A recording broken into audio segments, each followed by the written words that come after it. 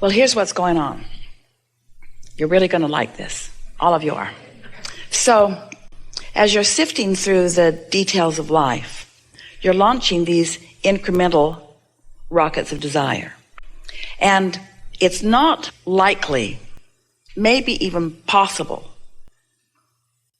for any of you to really comprehend the full picture that you have incrementally been painting. So your vortex, let's just start by saying, is vaster and more extraordinary than its individual components that you've tossed in. Because each desire is a vibrational, thinking, attracting entity, attracting to itself. And so that's why this reality that you're creating here vibrationally is getting bigger and bolder and more dynamic. And that's why you can't yet see it and hear it and smell it and taste it and touch it, but you can sense it. So then,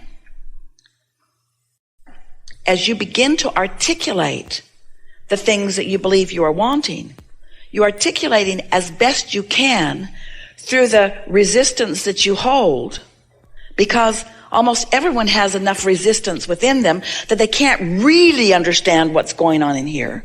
You can feel it, but you can't speak it into being quite yet.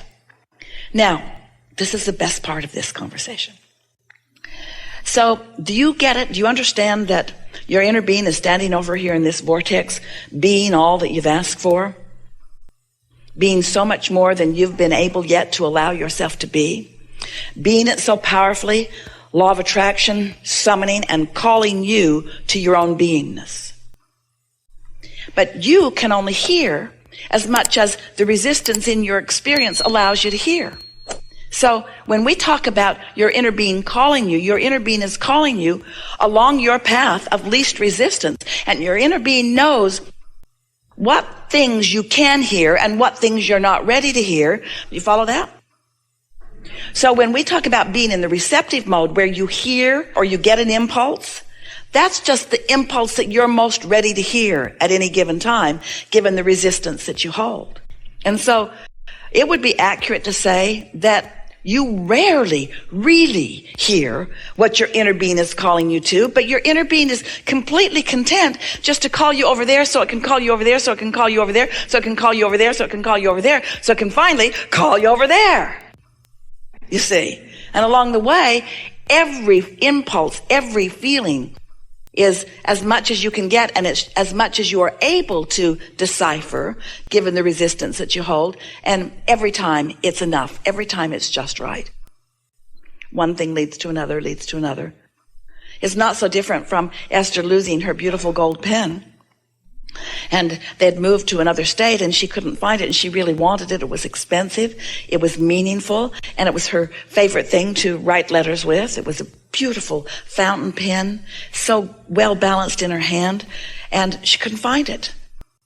She looked everywhere, unpacked every box, went through all of her handbags, went through her handbags instantly, kept going back to the closet, feeling through them, feeling in the lining, feeling them. It's gone, it's gone, it's gone. She said to Jerry, I cannot find it. He said, oh good, something to buy. But Esther wasn't satisfied. This one was sentimental. She wanted it. She really, really wanted it, but she could not find it. And we explained to her, you cannot find what's lost. You cannot find something that you believe is lost. You cannot find something you believe you cannot find. Talk about resistance on your trail. If it's lost, even if it's there, you can't see it. It's lost.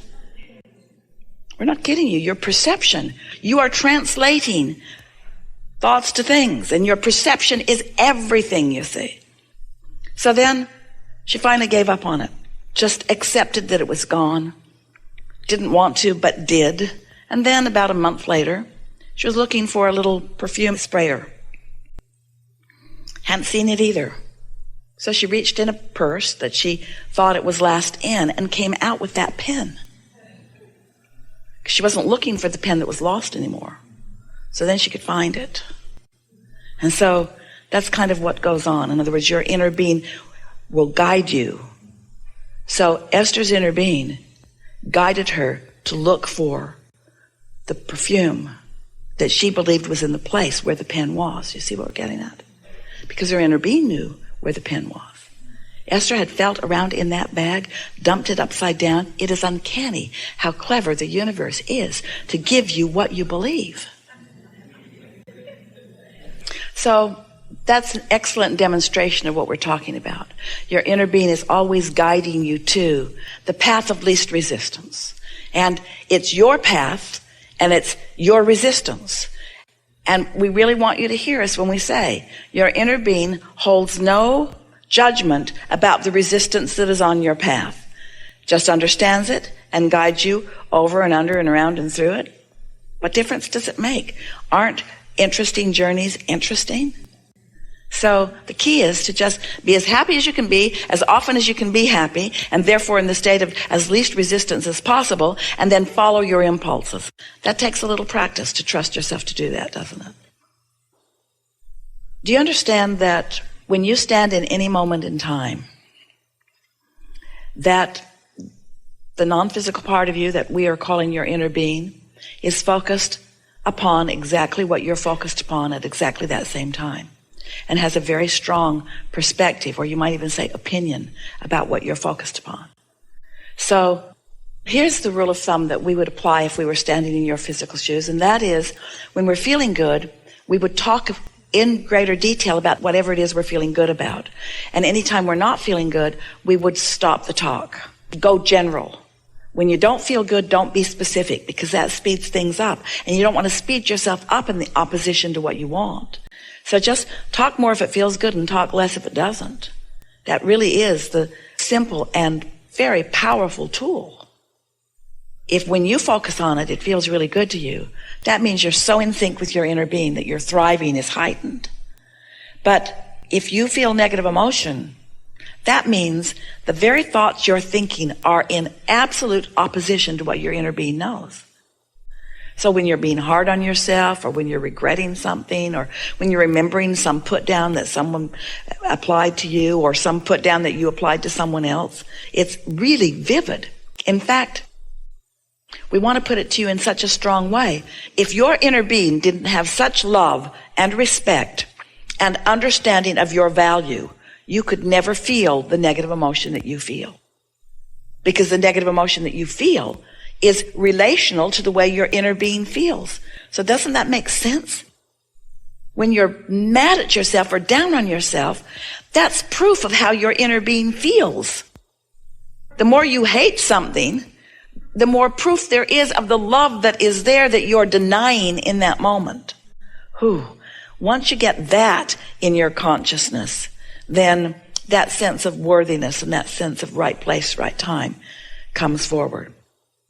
We want to help you to feel clarification about. Yeah, it does feel like life's doing things to you. And it does feel like others are doing things to you. It feels like people in power or people in control can affect your experience. Because if they weren't doing that, you wouldn't be feeling this.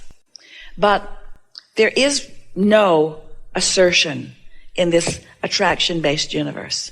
So the hard and sometimes suck it up, buttercup, uncomfortable truth of it is you're doing it all to yourself. And very often your inner being called you into things to give you clarification. You would not have a vortex like you have if it were not for the life experience that you've lived. And every bit of that was intended as you made the decision to come into this physical experience. So many choices about so many things that are serving you so well, you see. And so here you are, thinking very clearly, understanding the process, and on your way to deliberate creation. There is no sweeter living of life than to have launched a rocket, maybe even unconsciously, somehow come into awareness that there's something that you want that you're not a vibrational match to because your negative emotion is letting you know it. And then focus yourself into positive emotion about it, and then watch the universe yield it to you. That conscious realization or association between the thoughts that you have deliberately been thinking and the manifestation that follows, there is no greater high or greater enthusiasm or greater zest or greater awareness of your purpose of life than that. Talk about enhancing your sense of worthiness, you see. No one else can pronounce you worthy, because nobody else can pinch you off from the abundance that you seek. It's only you that can pinch yourself off. So it's only you that can open up to it. So you have to prove isn't exactly the right word that we're wanting Esther to find, but you have to demonstrate to yourself what your vibrational acuity is, and then just practice it. And then watch others stand in astonishment as they see you say it and mean it and get it over and over and over again. Teach to the clarity of your example. I don't talk about what I don't want, and I don't listen to others talking about what I don't want. If I'm at a dinner table or at a party and they're talking about lack or sickness or things that I don't want, I get up and I go find something else to do, and I come back, and if they're still talking about it, I get up and I come back, and if they're still talking about it, I get up, and if I come back and they're still talking about it, I get up. Do not endure conversations coming out of your mouth or anybody else's mouth about yours or anybody else's deficiency. And don't walk away in anger. You're not running away from what you don't want. You never can. You run away from it, it just comes right along with you. Go to where you want to go, in other words, and look back smiling at them. Love you guys. Talk to you when you start talking right. You're never doing anything wrong. You're doing some clarifying things. How do you find your balance? How do you find your balance if you don't test it a little bit? How do you know what feels good if you don't allow yourself to know what feels bad? How do you know what your inner being really thinks about you and other things if you don't think in opposition to it sometimes? How do you know? You wouldn't know. And it's helpful to remember, sometimes your inner being will call you through something that you think you don't want on your way to something that you do want, because the clarification is necessary. Because you've already created it, how are you going to define the specifics of what you want if you don't have some association with it in order to define them? Did you hear that? That is so important. It's so important to acknowledge that in earlier conversations, we've been talking about the emotional scale, where vulnerability or fear are in the worst feeling place. And then there's anger, which feels way better. And then there's blame and guilt and overwhelmment and frustration, long before you get to any of those feelings that feel like appreciation and love and joy and all of that sort of stuff. And so if you're feeling like a victim, anger is your friend. Your inner being is calling you and can call you from despair all the way into joy. You just can't hear it. But you can hear the inspiration to anger because you're close enough to it. You can hear that. So others will look at you and think, oh, Abraham, that can't be right. You can't be saying that someone's inner being, someone whose source energy would actually call someone to anger. Yeah. Call you into anger because it's so much better than the despair that you're feeling or the vulnerability that you're feeling or the victim that you're feeling.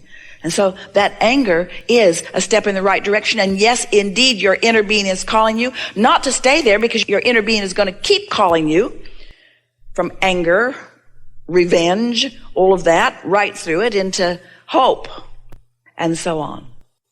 But your inner being is always calling you.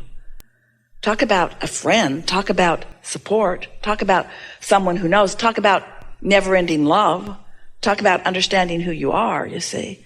So the more you know that, the more you are likely to listen for that, to feel for that, until in time, those vibrations are rarely in your experience. They will never be completely gone, because you're going to be eager for life and looking for more experiences and wanting more exposure and wanting to put more things into your vortex. But it's all good, you see. It's a wonderful thing to know what you now know. Really good. Really good.